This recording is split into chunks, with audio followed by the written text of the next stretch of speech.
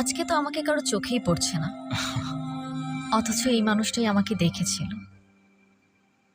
তার ক্যামেরার লেন্সে নয়, তার হৃদয়ের গভীরে থাকা লেন্সে। সে দেখেছিল এমনভাবে যেভাবে দেখা যায় দুপুরের মায়া ভরা রোদ, যেভাবে অনুভব করা যায় না বলা ভালোবাসা। আমি ছিলাম হয়তো তার ফ্রেমের বাইরের কেউ, তবু সে আমায় রেখেছিল তার গল্পে। দেখেছিল এমনভাবে যেভাবে দেখে শুধু সেই, যার চোখে ভালোবাসা জন্ম নেয় নিঃশব্দে, নিঃস্বার্থে। তুমি এখনো ঘুমাওনি? ঘুমাচ্ছে না।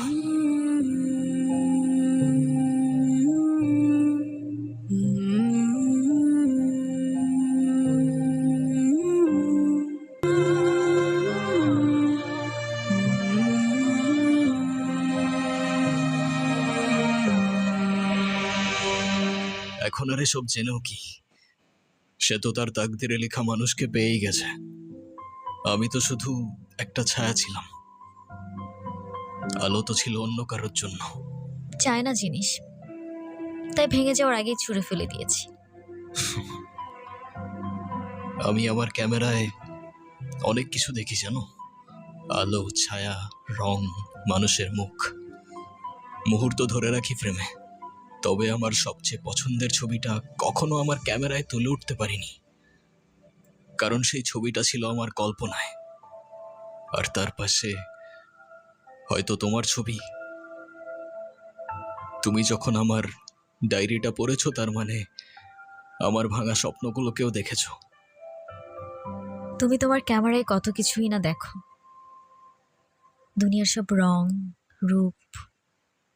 কিন্তু তুমি যখন আমার জীবন থেকে চলে গেলে, আমার সব রং হারিয়ে গেল।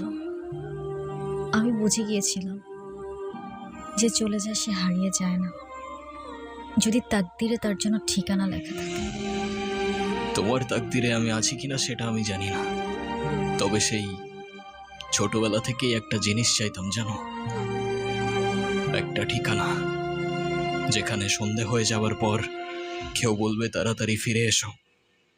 সকালবেলা ঘুম থেকে উঠে কেউ বলবে ঘুম ভালো হয়েছে, আর দিন শেষে খাবার রেখে বলবে ঠান্ডা হয়ে যাবার আগে ভাতটা খেয়ে নাও। এখন তুমি যদি বলো আমি তোমার তাকদিরে আছি, তাহলে আমার সেই ঠিকানার নাম হয়ে যাবে তুমি। এখনো যদি না বুঝো, সেই ঠিকানায় আমি দাঁড়িয়ে আছি, তোমার সামনে, তোমার হয়ে। তবে শুধু ভালোবাসার জন্য না, একসাথে বাঁচার জন্য, একটা জীবন গড়ার জন্য, যে ঠিকানায় শুধু তুমি আর আমি। এবার তুমি বলো, আমি তোমার তাকদিরে আছি কি? আচ্ছা, আমি যদি বলি এই মুহূর্তে তোমার ডায়েরিতে আমার জন্য কিছু লিখতে, তাহলে তুমি কি লিখবে?